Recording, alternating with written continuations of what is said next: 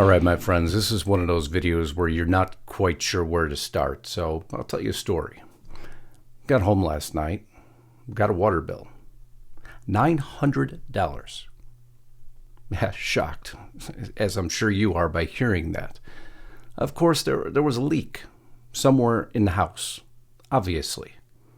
So, a lot like government, there seems to be leaks everywhere, especially when you're not quite sure what's going on, so you start to try to identify the problem. And you close one valve and it doesn't work, and you close another valve and it doesn't work. You call the plumber, you schedule your appointment.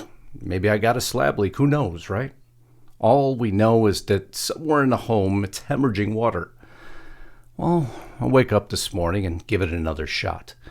Finally, was able to isolate where the leak is. And it reminded me of something, because everybody's like, when is we the people? When are we the people going to wake up? I've asked that question a million times. We report on it every day. Imagine how hard it is when people continue to make the same mistakes over and over and over again. But after I looked through all the articles that I had saved, as I do every day as they come up, there was something that surfaced, and it was right before my eyes.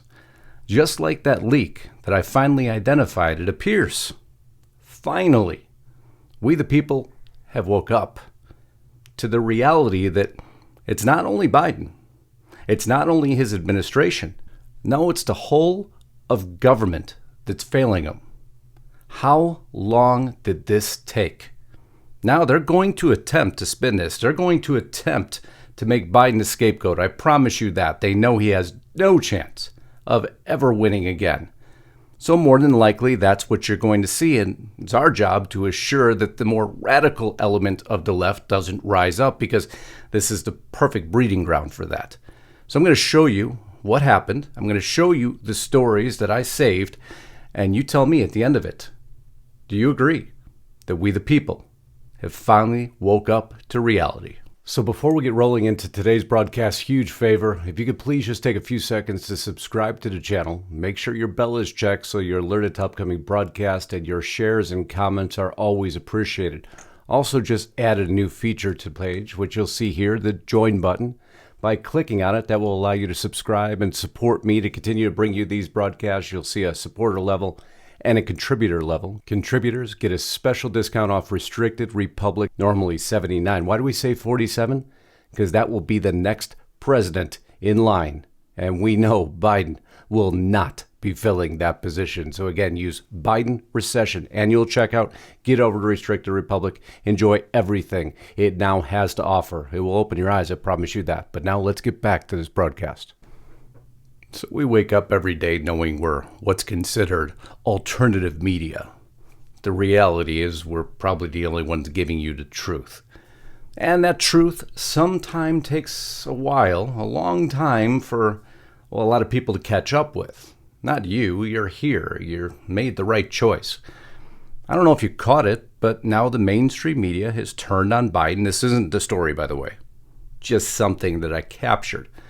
They actually created a whole video montage now about how Joe Biden knew a lot of what was going on with Hunter. So that shows you a little bit of the awakening, but I don't rely on mainstream media for anything, and nor should you. No, the first thing that came out was this Gallup poll, a Gallup poll that says more than most realize, and everybody focuses on Biden. It's so easy to do that, I understand, just like people focused on Trump, but it's bigger than that. It's government that's broken. To put that much faith in the presidential office is, well, you're looking in the wrong direction. Everybody should always be focused on state power, always. But we've lost focus of that for a moment. But it appears again, we the people are waking up. Confidence in U.S. institutions down. Average at new low. So I went into this Gallup poll. You know, polls are like opinions. Everybody's got one. But when you see multiple polls that I'm about to show you, and the trend line, you can't deny what's happening. Now, here's the institutions they were discussing, from small business to military, police, medical systems, churches. Down on the bottom, it's Congress. And if you see, Congress holds the absolute lowest position, and they're declining down to 7. Folks, that is an astoundingly horrible rating. Of course, I relish in it. I love it. I love that they're failing. Almost every single category outside of organized labor has taken a decrease. Newspapers and faith in mainstream media is dwindling. America is awaking. Finally. We'll go, though. That's one of many, many, many polls here. Average confidence in major U.S. institutions. You see, the lowest point that anyone since 1979 has ever had. This doesn't just happen. And this, for all intensive purposes, can't be reversed. And there's the changes and the downward trend. Republicans, independents, Democrats, it makes no difference. Although the scale within may vary by a few percentage points, no one holds faith in any of the institutions. And for that, I give everyone a huge bravo, because you shouldn't. You see, these institutions have consumed too much power over time. People have relied on them to steer their daily lives, and look at what they've steered us into. Look at inflation, look at payroll, look at gas, look at fuel, look at Afghanistan, look at Ukraine, continue to go forward, and their solution is always the same. Spend more money, make us more powerful, and you puppets, little paupers out there, just stay quiet. We'll give you your scraps, we'll give you a little bit of cheese, and we'll satisfy you. But go away. This time now, America's saying, we ain't going away. Because now we're focused. We finally see you for what you are. Senate Democrats pushing $500 billion climate and Obamacare package. Folks, who in their right mind would accept this right now? How does anybody in the Senate even have the audacity or the cojones to go ahead and propose right now more spending? Oh, they'll offset it with taxes. They'll originally say it's going to be only on the wealthiest Americans, but folks, that never happens. They tax everyone. They're taxing you right now indirectly through gas, but yet have the audacity to ask, fuel station owners to lower their prices. While Biden's selling our strategic oil reserves, yeah, you caught that story, right? To China. To China. There is no worse offense you could do, but, we should expect nonetheless from all of these politicians, because let's go to reality here. If anyone in Congress or Senate or Washington even cared, they would all be screaming at the president for doing it, but they don't. How can any elected official sit back and allow this to happen? I don't care what party it is. It's a uniparty anyway at this point. It's us versus them. The elite versus, us citizens that must be compliant and subservient to government regulation. So, Politico. Also turning now, Dems wonder if Biden can rise to the moment with quotes like this. The answer is fairly clear.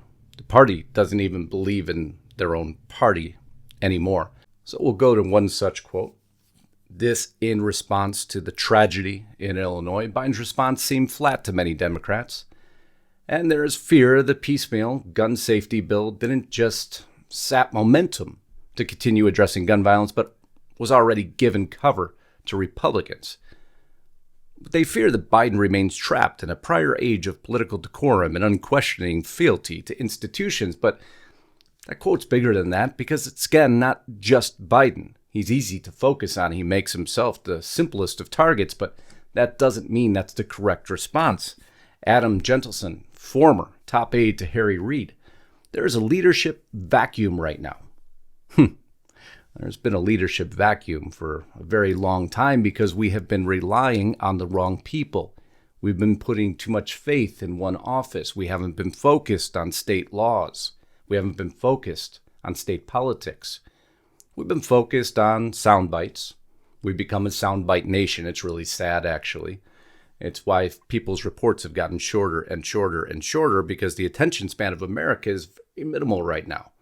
Granted, everybody has a lot of distractions and things to contend with, just like I got my water bill. Any bill you get in the mail now, you You shudder before you open it. Every time you hear a news break come up, you worry about what it's going to say. So we understand why so many are distracted, but I don't think they are anymore. I think they're focusing exactly what they should be focusing on right now. As some Democrats grow impatient with Biden, alternate voices emerge. Remember the warning I gave you, be careful. There's a very radical left side who is waiting to rise up. We, the people, must assure that doesn't happen because their interests are much different than, well, what many of us would agree with. They agree in a more socialized style of government, a radically socialized style of government. And we've seen those fail throughout history, and they will continue to fail. That leadership style simply doesn't work. And if you enjoy any semblance of freedom whatsoever, you're never going to allow that to happen. After a string of Supreme Court setbacks, Democrats wonder whether Biden White House is capable of urgency, moment, demands. Again, what's he going to do about it? He's going to do nothing. He lives in a different era, like the prior article stated. He doesn't have the power to do anything. We got to remember that. Yes, he has executive power. I understand that. But in all reality, we the people should simply not accept that. But we did. But we're not anymore. This is where it really gets good now. I love that they call him rudderless, aimless, and hopeless. Boy, the mainstream media suddenly turned on their golden boy, haven't they? But America is not accepting it. It's the small victories when they start to add up that shows a trend. This here in California, George Gascon, I'm sure you've heard about this story.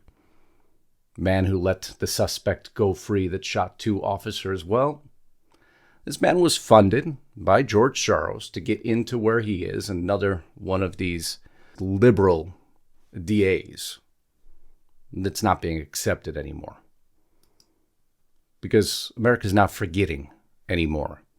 And they're definitely not forgiving. Recall George Gascon hands in 26% more signatures than required in California. It's the small victories you have to watch out for, and there has been so many. The campaign hopes to recall Gascon who was elected in 2020 with the backing of millions of dollars in spending by left-wing billionaire George Soros. Well, then was the other one who was let go. You see, California's waking up to reality. Now, that will be the hardest one to turn. Let me give you no ifs, ands, or buts about that. But to see this happening means we the people are waking up. And when we the people wake up, or what would be the alternate phrase for those over there when Bojo lost his mojo? Love that title, don't you? It's an incredible title, actually. Boris Johnson to resign as Prime Minister of the United Kingdom. When did you think you'd wake up to hear that, right? They just won't accept him anymore. Too much has gone wrong. Too many scandals. So he's out. Are we going to wake up to that title with Biden soon? More than likely not. But then something else happened, didn't it? I'm sure you saw the surveillance footage. The satanic Georgia Guidestones. Well, once and for all, after this, I don't know what kind of incident they'll call it. They called it an explosion. Torn down completely. Because America is woken up. They're not finding these things acceptable again. They're taking back the reins. And you could see that by who they're fighting against. DeSantis reminds me not of Trump, but of Nixon. A Yale teammate said he was smart, but also the biggest blank we knew. A former House colleague said he's a little reclusive, a bit of an odd duck, but he's just incredibly disciplined. Did Max Boot actually try to make that sound like a bad thing? Oh, they did. Because now the side has fear. The left fears DeSantis, and rightfully so. He is disciplined. He lives through his actions, not his words. And that is really what America needs right now, and the actions happening around us have accelerated. Max Boot is out here making Ron DeSantis look even more like a badass. Maybe what we need. Maybe we need a shakeup. More Americans struggling with inflation, gas prices, top family concern. Well, this story is larger than most realize. So I'm going to end with this poll. I just have a few other slides to show you first. But this one said it all. One finding, never before recorded in history of this poll. It's a monumental discussion. But let's start with the Harvard Caps Harris poll. Most say they have doubts about Biden's mental fitness. It's a story that's been told time and time again. This graph, however, is a little bit misleading in some ways. It shows that right now, if we ran a presidential primary, who would you vote for? Donald Trump, the vast majority. Ron DeSantis becoming the clear second. If former President Donald Trump does not win, who should run? Ron DeSantis now the clear leader in that category. Most voters say Biden should not run for a second term. I told you, he's out. They're going to more than likely make him a scapegoat. That's the only way they can get their way out of this mess. They have to have someone to blame, and they will point squarely at him. Every single person, maybe with limited exception in his entire party. The Republicans are already doing it. Again, if you believe there's two parties. I even struggle to say Republican and Democrat anymore. It should be Congress, Washington, D.C. as a whole, and we the people. That's the right way to say it. A slightly majority of voters say the hearings are biased and partisan. Wow, you listen to mainstream media, you would have thought that would be 90% thought they were true. Now that's changing. And criminal charges, I believe, are still going to be filed. They have to be. You can't just have kangaroo courts in the United States. You can't have show trials. That's not what we were based on. That's why America is growing so angry now, so impatient. 6 in 10 voters don't think Trump should run in 2024. See, that's the poll that skews things a bit, and what we must be cognizant of. Again, are we focused on one person too much? And if that person doesn't show a likelihood based on some of these polls to win, well, then do we have to alter our decision? I'm not saying if it's right or wrong if he runs. I'm showing you what the people are saying, as any broadcaster should do. Trump, Pence, and Sanders remain top 3 most favorable political figures. The problem with that is the delta. And if you look just above where I'm at on the screen, the only 2 positive people moving up in favorability are Tim Scott and Ron DeSantis. Trump declining by 12, Sanders declining by 12, Pence declining by 1. He should decline by 99%, but nonetheless, Joe Biden down 16, Harris down 13, Ted Cruz down 16, Hillary Clinton down 19. The establishment is over. People are done with it. I don't think they want anybody who's ever even touched the concrete in Washington, D.C. to be involved in it anymore. Government was meant at times to be ended and rebuilt. And we the people seem to be calling for that now. Most Americans say federal government actions are hurting them. When have you seen that before? The first time in history, remember that poll I told you, the Monmouth poll I was going to go back to, that the share of Americans blaming Washington for making their chief concern worse has climbed above 50%. Normally, the worst was 34 to 47%. The first time ever in the history of the Monmouth poll, America has woken up. They can't even decide based on this graph which party should take control of Congress. It's a virtual split. Federal government. Impact on most important family concerns. 57% of Americans believing it's hurting. My friends, I would agree with that a million times over. These polls you can't escape from. These statistics and trends you can't run from. That's why I'm here to present them to you. To give you a ray of hope in what seems like complete disarray, anarchy, and utter uselessness of every elected official. And America agrees with me now. Finally, we got to continue this moving forward, though. You see, this is the moment where a lot of people will sit back and say, okay, finally it's fixed. I could go back to my day-to-day life. You can never go back to that day-to-day routine. You must always stay engaged, because when you sleep for a few minutes, well, you see what happens. Just like that $900 water bill. I watched that meter for months and months and months after we fixed it the first time, and honestly, I got tired of watching it. I had to get to work on time. Well, I stopped watching it. And lo and behold, out hits me with the one bill. But that's not the problem. You see, the bills are in arrears slightly. So there's already another 2 to 3 weeks that have accumulated after it. So I'll be hit with it again. I know that now. And like in America, even the next president in line, you see, he's going to get hit by it too. Because trends like this don't go away. You can't turn the ship on a dime. No, this is a very large, heavy vessel. It has to be steered slowly in the right direction, but that could take multiple presidencies to do. I said could. It will. That's why I said we have to remain vigilant. This is not a 1 or 2 or 3 year battle. This is decades.